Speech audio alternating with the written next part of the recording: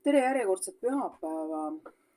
Nüüd ma katsetan taas kord uut versiooni, loon video juba YouTube'i keskkonnas ja tegu on siis loodetavasti lihtsamini üles mineva videoga.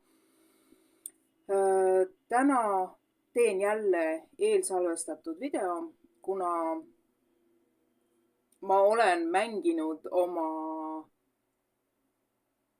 ajagraafiku selliselt, et ühel hetkel avastan, aga see asi on ka veel vaja teha. Ehk siis tänase saate pealkiri on mäng. Mida mäng meie elus tegelikult tähendab? Taaskord see tore raamat Essentsialism toob välja sellise koha, et mäng on suurim, võimsaim tööriist selleks, et midagi luua. Olgu see siis edukas äri, olgu see siis hea enesetunne, see kõik on kinni selles, kas me oskame mängida või me ei oska.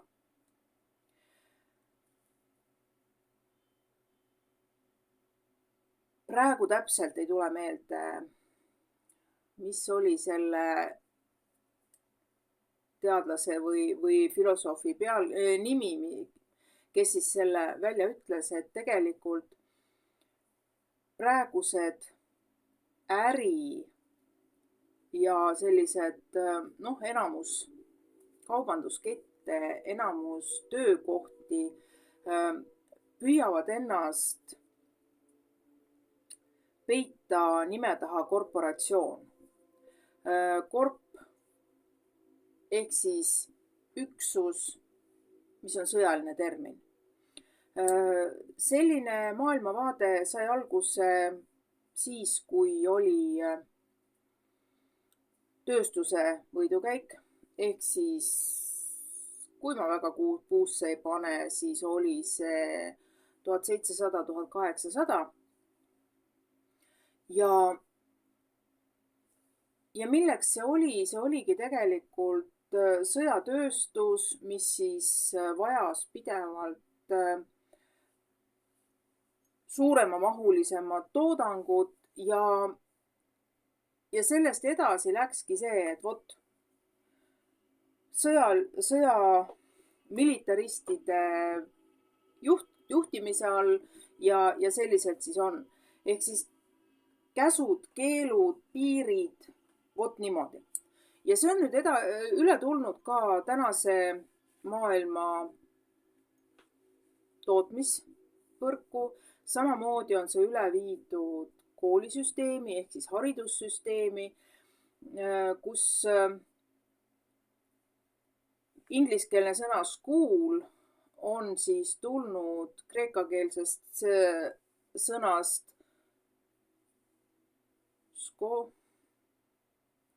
skoola või midagi sellist, mille tegelik tähendus siis tähendab jõudeolekut. Aga nagu me kõik teame, on tänapäeva haridussüsteem muutunud selliseks, et see jõudeolek, see mõtlemise aeg on ära võetud ja pandud ainult kindel raam, mina ütlen, sina teed ja see tapabki ära loovuse. Loomulikult on see hea sõjatööstusele, loomulikult on see hea globalistidele, kes siis nõuavad ainult järjest toodangut ja neid ei huvita, kes seda teeb, kuidas seda teeb, neil on vaja tulemused. Ehk siis just needsamad numbritele keskendunud tegelased. Ja kujutage nüüd ette, mul oli siin just hiljuti selline vestlus, kus humanitaarsüsteemi inimene kurtis mulle, kuidas inimene, kes kasvas välja nende tööpõllult, ehk siis endine kolleeg, sattus haridusministeeriumisse sotsiaalkindlustus asjade juurde, need on 2 erinevat ministeeriumi, aga sellesse võrku ehk siis see katus, mis siis peaks nagu, ehk siis näete, püramiid. Et sealt kaudu mõjutada just neid alumisi, kes siis teevad tööd nii, et veri on ninast väljas, peaasi, et nendele numbrid sobivad. Ja tema jaoks oli see täiesti niisugune müstika, et nagu sa ju tead, kuidas need asjad käivad. Miks sa oled praegu numbrites kinni? Aga see tegelikult on täpselt seesama koht, et inimene, Eesti inimene kahjuks veel eriti, on oma mõttemaailmalt ori. See ei ole mõeldud halvustavalt, vaid see ongi nüüd, kui te mõtlete, mis on orja mõttemaailm. Selleks, et midagi endale saada, peab ta ennast hülgama ja tegema võimalikult täpselt ja veel peale, et peremehele silma jääda, et peremees teda märkaks ja siis tunnustaks. Ja niimoodi on kahjuks enamuse Eesti valitsusega. Niimoodi on kahjuks enamuse ministeeriumi töötajatega. Ja vähe on neid, kes on jätnud endas ellu oskuse mängida. Mida tegelikult tähendab mängimine? Sa võtad mingisuguse a la probleemi. Ja sa hakkad sellega mängima. Sa ei mängi sellega negatiivse poole peale. Sest sinul on vaja, et see annaks impact. Et see tulemus suudaks mõjutada siis seda keskkonda, kus on see probleem. Loomulikult, kuna me oleme harjunud nägema kõigepealt halvemat poolt või siukest mustemat poolt, siis me võime ju mängides ka selle poole läbi mängida. Kuid me peame jätma meelde oma eesmärgi. Eesmärgist me oleme rääkinud eelnevates saadetes, mis siis lühidalt kokkuvõttes on unistus, midagi saavutada ja sellel on pandud ajamärk juurde. Sa tahad, et su elukorraldus oleks sinule rahuldust pakkuv. Mida selleks on vaja teha? Hästi, sa praegu ei tea. Sa võtad kätte selle kujundi. Just nimelt, see on mõttekujund. See on sinu tunded, sinu soovid, mida sa mingil ajahetkel sooviksid saavutada. Nüüd on 2 punkti. Üks on libe tee. Kunagi sooviksin. Ma olen seda ise mitu korda ise teinud. Nii et alguses need soovid tulevadki täpselt niimoodi. Kuid kui sa võtad kätte, mõtled välja, mida sa tegelikult, kuidas sa tahad näha, et see sinu elukorraldus on, siis pane endale sinna mingi kuupäev. No kui ei julge panna kuupäeva, siis pane kas või aasta. Mida sa oma kõige julgemas või siis ka kõige ettevaatlikumas unistuses näed, et see on saanud tõeks. Ja tegelikult ongi see, et pane see endale kirja ja piltlikult öeldes unusta. Sa kirjutad selle kõik, mida sa tahad oma päevikusse. Ehk siis mängimise osa on ka päeviku kirjutamine. Sa paned selle sinna, sa paned sinna kuupäeva juurde ja tehniliselt sa unustad, sa paned selle päeviku kinni, sa paned selle päeviku oma peidu kohta ja sa jätkad mõtlemist praegu siin. Mul on eesmärk, mul on soov saavutada midagi sellist, mis ma just kirja panin. Mida ma saaksin praegu, just nüüd ja praegu õppida, endas muuta, oma elukorralduses muuta, just nüüd ja praegu. Nagu ma olen öelnud, info, mis ma olen saanud paljudest erinevatest allikatest, sa ei pea nägema tervet treppi. Sa pead teadma, kuhu sa tahad selle trepi kaudu minna ja sa pead nägema seda, see aste, kus sa praegu oled. Ja sa töötad selle eesmärgi nimel siin ja praegu. Kui sa sellel trepiastmel enda jaoks kõik läbi töötad, hakkad sa nägema järgmist trepiastet. Ja selleks, et see asi oleks voolav,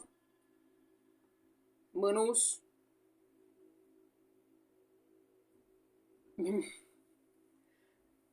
lõbus, siis on vaja endal lubada seda protsessi nautida. Taaskord eelmise nädala jooksul olen tihti sattunud sellise vastukaja peale, et minu vanuses see ei ole normaalne. Ei, nii need asjad ei käi. Sedasi pole kunagi tehtud. Sa oled siin selleks, et seda sama mustrit muuta.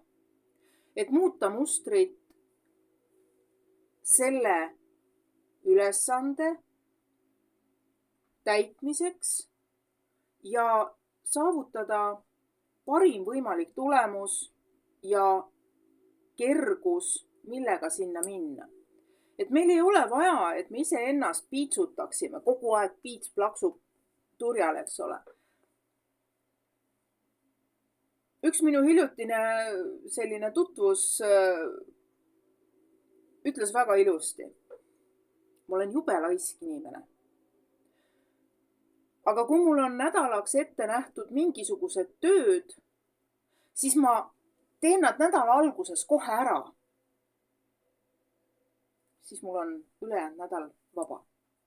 Loogiline, eks? See on nii lihtne ja nii loogiline, et selle peale lihtsalt ei tule. Või isegi kui tuled, ei, nii ei ole ette nähtud. Ma ei saa ju nii teha. Te olete täiskasvanud inimesed. Te juhite ise oma aega. Võtame kas või praegu minu olukorra. Mul on vaja peale ühte olla, enne ühte juba, olla teises kohas, tegutseda teiste asjadega.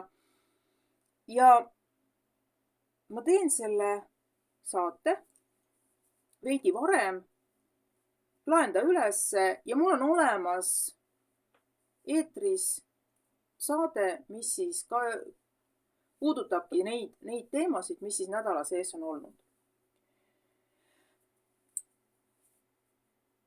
Paljud võivad nüüd mõelda, et lihtne öelda. Sul on töö, sul on raha, sul on välimus, sul on energiat. Kes mind rohkem tunneb, teab, et veel mõned nädalad tagasi ei olnud mul pooli neist. Jah, töö on. Töö, mida ma armastan, töö, mida ma teen seda selliselt, et mu hing laulab. Raha palga näol.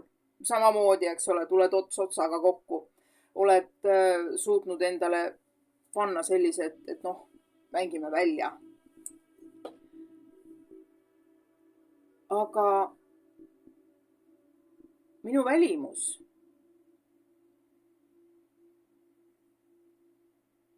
sõltub sellest, milline on minu tervis. Kas mu tervis on selline, et ma võin tulest ja veest läbi minna? Hetkel veel mitte. Ma olen oma elus käinud läbi, nii nagu venelastel on ilus ütlus, läbi tule, vee ja vasktorude. Ja see on jätnud jälje nii minu välimusse, mu juuksed läksid väga kiiresti halliks 4,5 aastat tagasi. Nüüd juba natukene rohkem, aga sellegipoolest, eks. Et see kõik on kinni selles, mis on meie elu õppetunnid. Kui me võtame neid õppetunde selliselt, et nii, need on mulle karistuseks, siis me vajume niimoodi. Kui me aga suudame endale panna selle teise perspektiivi, ehk siis vaadata asja teise nurga alt.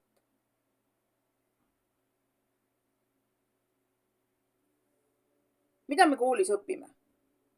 Kas koolitükid, mida me kodus peame õppima, mida meile on seletatud ja mida me lähme kodus tegema nii-öelda kodutööd, kas need on meile karistuseks? Mõelge nüüd päris siiralt endale aus olla. Need ei ole ju karistus. Need on meile harjutamiseks. Ja kes mäletab oma kooliajast seda, et no ei saa,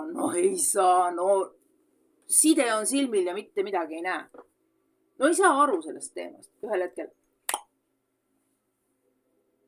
Ja läheb.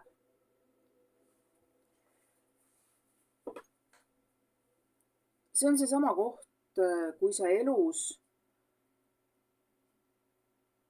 paned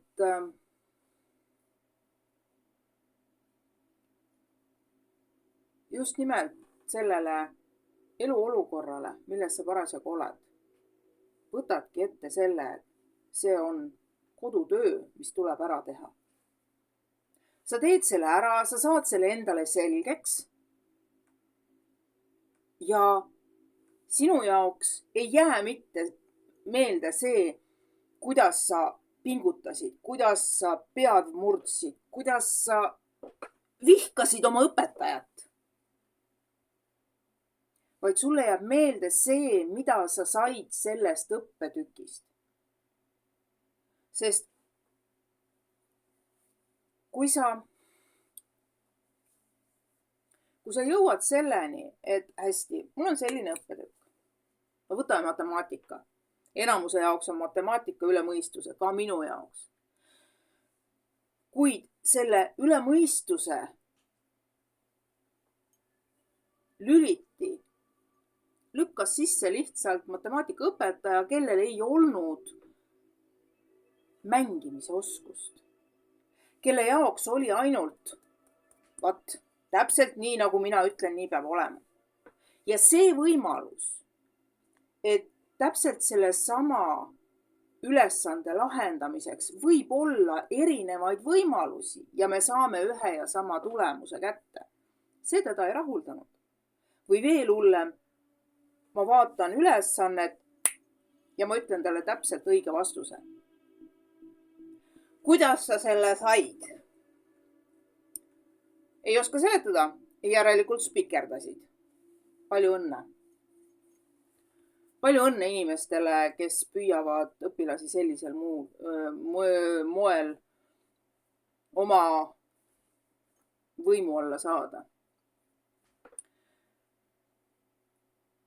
Ja tean väga palju teisi inimesi, tänaseks täiskasvanuid, kellel samamoodi no ma ei oska sulle öelda, kuidas ma selle sain, aga ma sain selle vastuse. Ja ma tean, et see on korrektne vastus. Isegi sinu lahenduskäiku arvestades.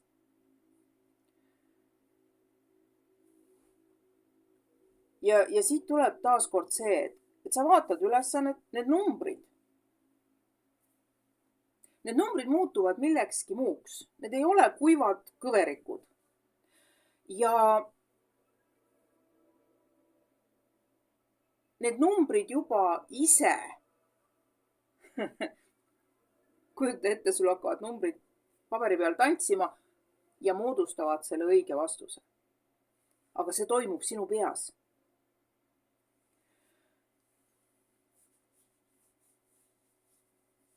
See on nüüd matemaatika ja kuiv kooliharidus.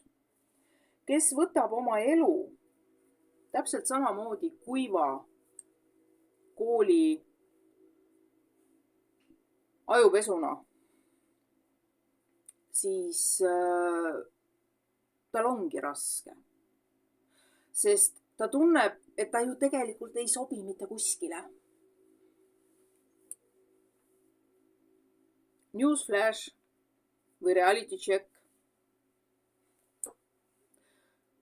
Me olemegi siin selleks, et seda reaalsuse mõttemaailma muuta. Et olla mängulised, et panna ka kõige raskemad olukorrad teise nurga pealt vaatamiseks. Ehk siis kõik te olete näinud Facebookis pilti, kus põrandal on number. Ühel pool on inimene, teisel pool on inimene ja nad vaidlevad kuni kakluseni välja. Üks ütleb, et see on 9, teine ütleb, et see on 6. Ja nad võivad üksteist ära tappa. Aga nad ei suuda leida sellist kohta, et oota, okei, sina ütled, et 9, mina ütlen, et 6. Aga mis oleks, kui me vahetaks kohad ära? Mis oleks, kui mina näeks asju sinu vaatenurgast? Muutmata olukorda, mis on nende vahel, ümber pöörd. Sa võtsid minu koha. Sa mäletad enda nägemus sellest asjast ja nüüd sa järsku vaatad minu vaatenurgast. See on just kõige lihtsam mängimise moodus.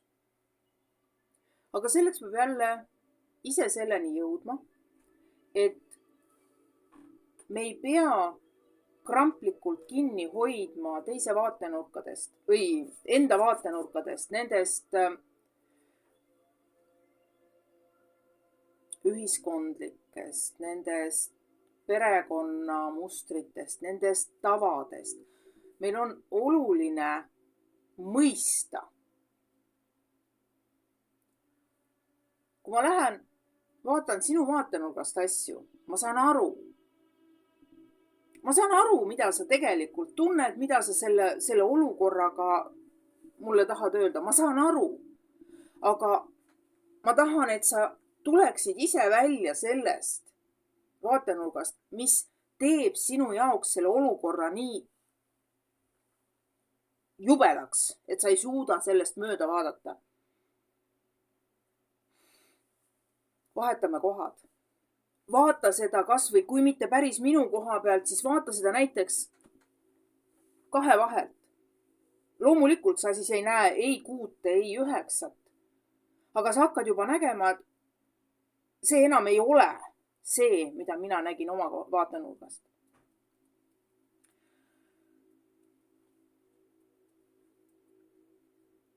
Üldse, kui me võtame meie elu, meie teekonna ülesandeid, siis on hästi oluline osata näha suurt pilti. See ei tähenda, et me jookseme kõigis suunas korraga. Miks meeldib mulle see essentsialismi raamat nii tohutult, on see, et alateadlikult, eneselegi aru andmata, olen ma paljudes asjades just niimoodi oma otsuseid langetanud. Kui ma tunnen, et see, mida mulle pakutakse, on üks suur vaht, siis ma jätan selle kõrvale.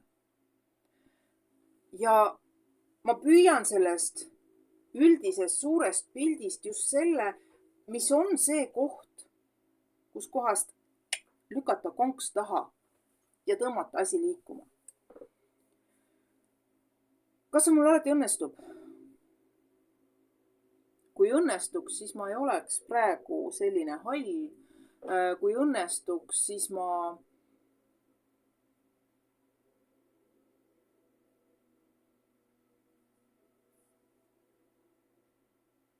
võib-olla ma ei oleks praegu see, kes ma olen praegu.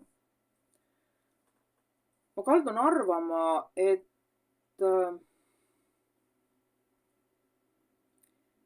kui ma omal ajal ei oleks olnud kinni nii palju nendes suguvõsa hinnangutes, tavades, uskumustes, siis ma oleks ka näinud suurt pilti ja ma elaksin hoopis teist elu. Aga see on taaskord ajamasinaga sõitmine, et vot näed, kui ma nüüd oleks olnud selline. Ei, see ei ole praegu see koht, et ma nüüd kahetseks seda, et vot ma ei olnud selline, sest ma saan väga hästi aru, et see, et ma siis olin selline, nagu ma olin, annabki mulle selle jõu ja oskuse olla täna see, kes ma olen. Me saame hüpata ühelt ajajoonelt teisele. Kes on suutelised iseendasse vaatama ja päriselt asju analüüsima, need saavad sellest aru. Kuid väga tihti on selle ajajoonel hüppamisega ka kõrvalmõjud. Nimelt, üks nendest on kindlasti see, et sina tead, mis toimus teisel ajajoonel. Aga selle ühe koha peal tegid sina muutuse ja sinu reaalsus liikus teisele ajajoonele. Teiste jaoks läheb edasi see vana ja see ajajoon, kuhu sa nüüd sattusid, elavadki selle teadmisega, mida siin ei olnud. Ehk siis sa lähed ajajoonde, mis on vastavuses sellest, kuidas sa hetke muutsid ja lähed teisele ajajoonel. Väga selline konkreetne ajajoone muutumise näide on ka filosoofiliselt ja psühholoogiliselt paika pandud, on Mandela efekt. Ehk siis üks Aafrika riigi president, Nelson Mandela, pandi vangi poliitilise vangina ja ühes ajajoones teatati, et ta suri vanglas, kuid ühes ajajoones tuli ta umbes aasta peale seda teadet, vabastati vanglast, poliitilised vangid, näed, endine president ja mis siis kõik oli. Ehk siis selle sündmuse najalt on loodud selline efekti nimetus, Mandela efekt. Tulles nüüd tagasi mängimise juurde, et mis sellel on mängimisega pistmist? Sellel on tegelikult kõik pistmist mängimisega, sest kui sa, energiad jooksevad jälle, väga tugevalt tulevad sisse. Kui sa suudad lasta lahti nendest kammitsatest, nendest ahelatest, mis on sinu mineviku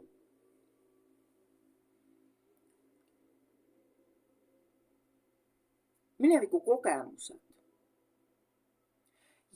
Ja sinu jaoks on need kogemused jätkuvalt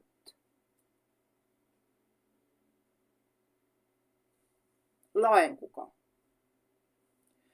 Kui sa selle kogemuse juurde liigud, siis sinul käivituvad kõik kaitsemehhanismid ja ei, see lõpeb nagunii jälle nii. Mu õpilased teavad väga hästi, mis tähendab, kui nad hakkavad rääkima nagunii see,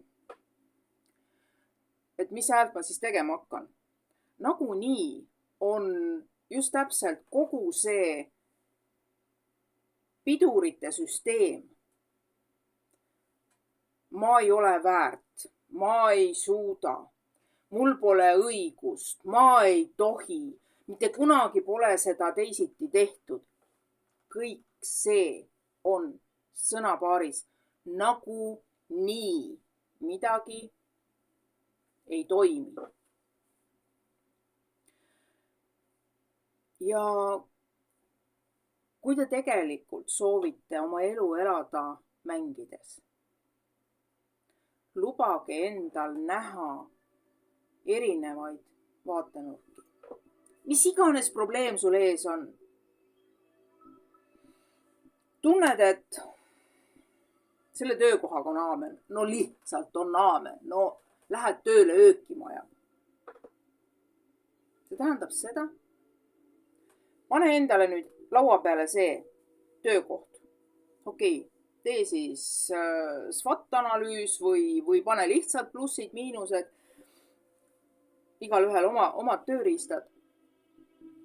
Mis sunnib sind ennast vägistama? Miks sa veel tahad sellel tööl olla?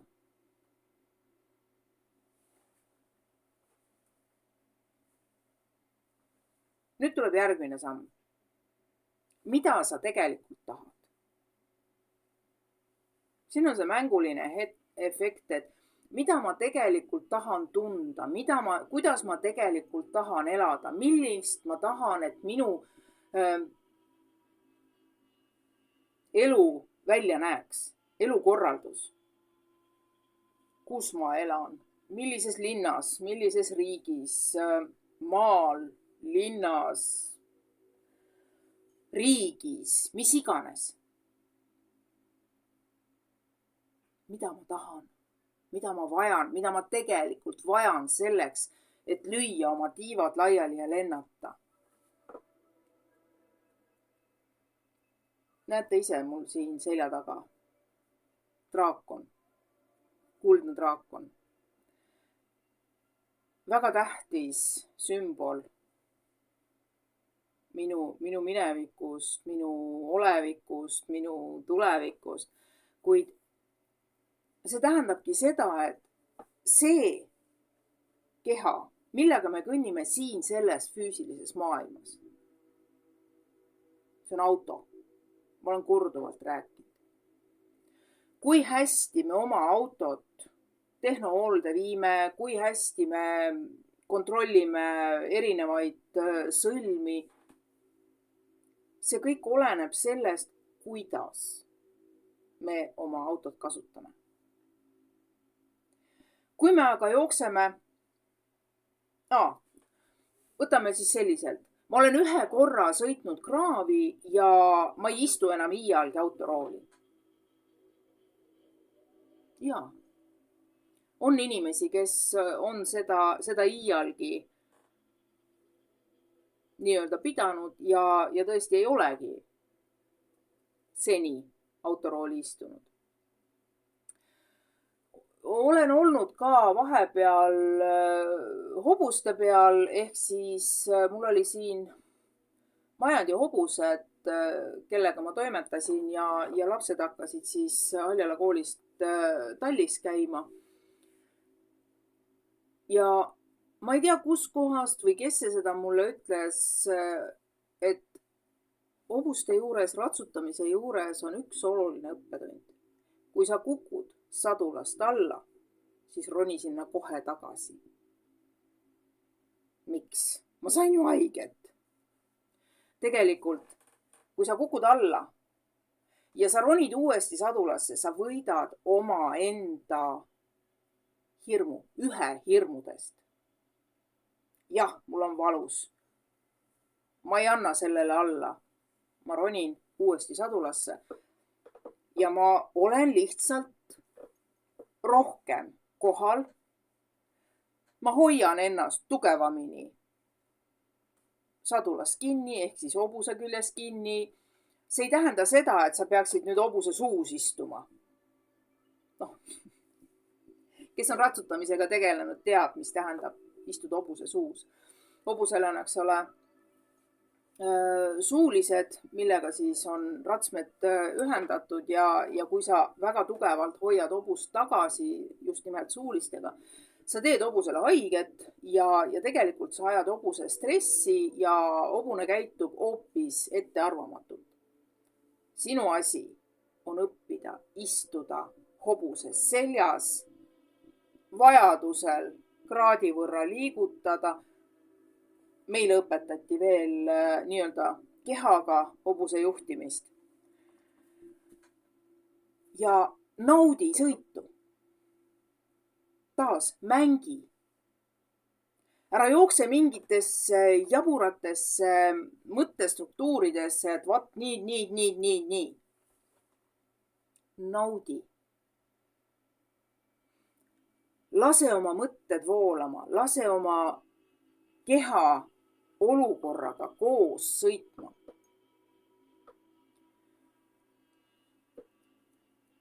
Sedasama ratsutamise paralleeli võib võtta ükskõik millise teise elusündmuse juures. Sa saad, ühesõnaga, kolistada ämbrites. Kes meist ei oleks kolistanud? Järjest. Ka mina, Brutus. Kuid siin tulebki see, et aga miks ma seal kolistan? Ma saan ise ka aru, et ma panen puusse, et ma kolistan. Kolin on nii tugev, et kõrvadesse hakkab. Võta oma jalg sealt välja. Võta see ämber oma jala küljest ära. Ära korda oma moonutatud mõtte- ja käitumismustrit. Asenda see kergemaga. Võta samm tagasi, vaata kaugemalt. On olukorra lahendamise meetod. Ma usun, et kuulajate hulgas on selles mõttes isegi targemaid, kes neid meetodeid võivad siin ridamisi panna ritta. Aga mida ma silmas pean, ongi see, et sa astud oma olukorrast välja. Me ju kõik teame, et kui me puutume kokku näiteks oma sõprade, sõbrannade probleemidega, me teame kohe, sa pead tegema seda, siis sa saad selle asja lahendatud. Aga mille kuradi pärast me ise püherdame oma samasugustes probleemides ja ei tule välja sellest? Sest me ei oska vaadata oma enda probleemi teise inimese vaatenurgast. See ongi see koht. Astu endast välja, vaata ennast ja oma olukorda teise inimese silmadega. Taas üks väike mängimise koht. Ja minnes nüüd selle mängimisega veel rohkem edasi, siis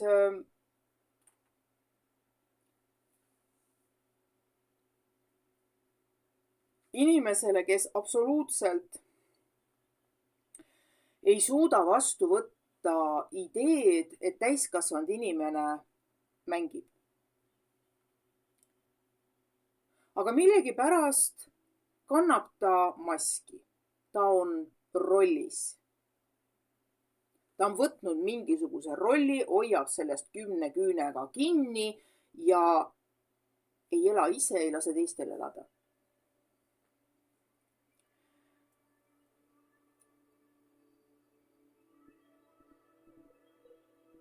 mis selle juures teha? Teised ei saagi selle juures mitte midagi muud teha, kui kaugeneda. Hästi, sulle meeldib sinu rollis, istu oma rollis. Aga mina ei ole see, kelle peal sina oma rolli välja elad. on psühholoogiline muster, mille järgi öeldakse, et see, kui me täiesti niimoodi tühja koha pealt võime teise inimese peale vihastada, siis on tihtipeale seal teises inimeses mingisugune selline omadus, mida me kadestame, mis meil on tegelikult olemas, aga me ei julge seda tunnistada endale, mitte teistele. Teistele tunnistamine tuleb alles palju-palju hiljem. Tunnista endale, et sinus on tegelikult olemas kõik see. Luba endal sellel kõigel avalduda. Kui sa oled teadlik, mis sa oled, millised haavad sul on, kuidas sa mingis olukorras käitud, siis on sinul täielik võime neid olukordi enda jaoks mängima panna.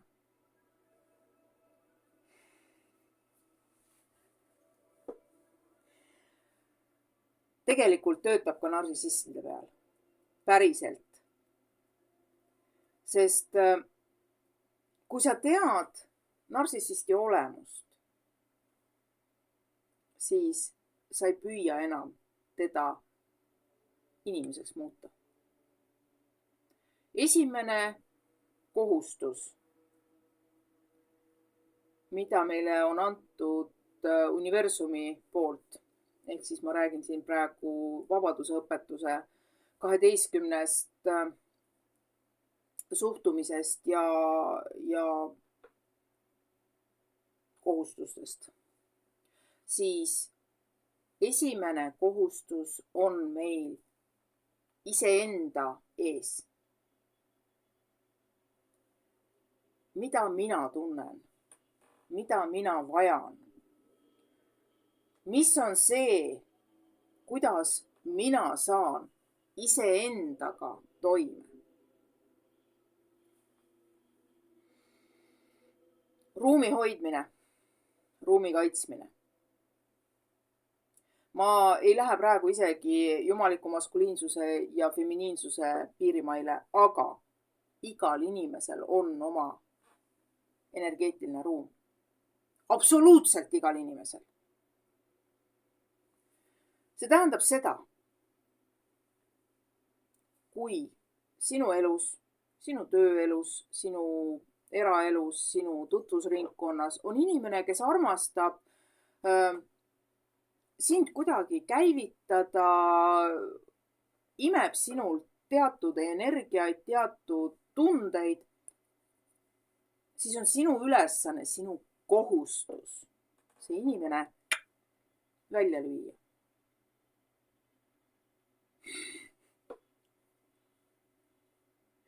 See on ju vägivaldne, niimoodi ei tohi. See on universumi poolt antud kohustus. Meil on vaja oma energeetiline ruum hoida puhas. Ja kui me seda kohustust ei täida, siis mis iseseisvusest me räägime?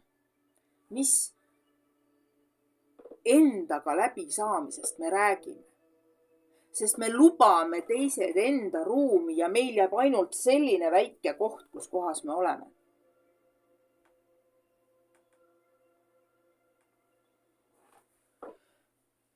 Kui me saame aru, et meie enda ruumi hoidmine on meie enda ülesanne,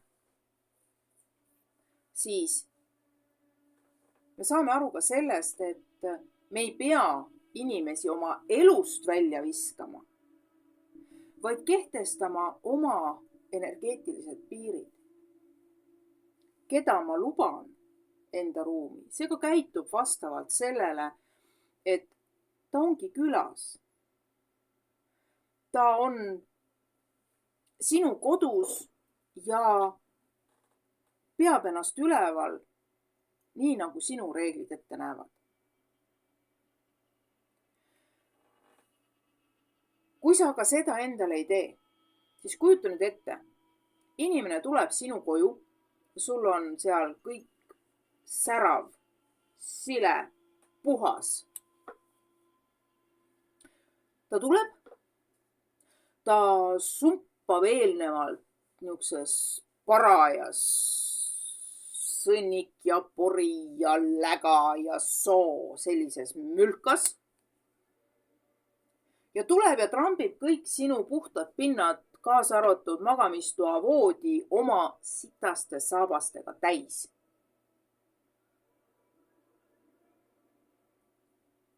Kuidas tunne on? Kas sa lubad seda tal teha? Või sa lööd ta sellest välja? Ma väga loodan, et sa lööd selle inimese sealt välja. Ja tulles tagasi nüüd selle külalise peale, kes on sinu kodus selleks, et ta tahab seal olla ja ta väärtustab sind sinuna. Isegi mitte sellena, mida sa ise usud endast, vaid see, mis sa tegelikult oled, see tõeline sina. Saate aru, tunda, et su külaline, kes on sinu ruumi tulnud, keda sa oled oma ruumi lubanud, väärtustab sind võib-olla isegi sinule harjumatult kõrgelt, siis see tähendab juba seda, et sa oled juba natukene õppinud vastu võtma. Püüa vastu võtta seda, kui sulle tõesti siiras südamest öeldakse, ma tänan sind, et sa olemas oled. Eesti inimestel on väga raske seda tänu vastu võtta. Eesti naised on väga tugevalt kinni selles mentaliteedis, et ma saan hakkama, ma ei taha ühte kedagi, mitte midagi, ei. Ja samas nad vägistavad ennast füüsiliselt, vaimselt, sest ülesanne, mida nad on enda kanda võtnud, on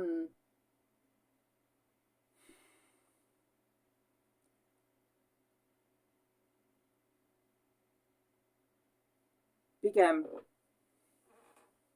ei ole neile jõukohane. Ja on ülesandeid, mida Eesti naised on endale võtnud, mis ei olegi nende ülesanne teha. Aga me kujutame ette, et me peame. Veri ninast väljas, ma pean sellega hakkama saama. Ei pea. Oska küsida, oska vastu võtta, oska mängida.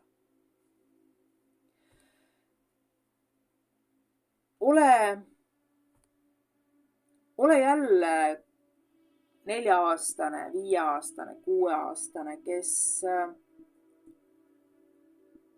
saades kätte puupulga, suudab selle puupulgaga luua endale võlumaailma.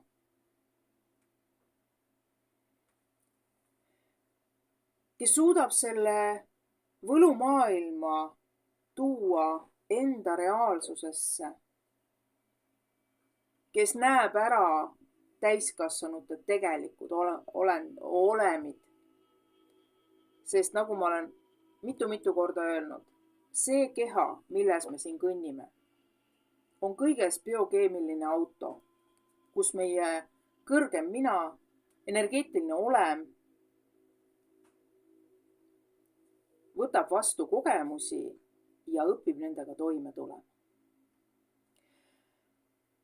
Aga tänaseks ma lõpetan, olge kaitstud oma südameväes ja kohtume uuel pühapäeval, olgu siis otse-eeter või saab see olema samuti eellindistatud, kuid uuel nädalal uute teemadega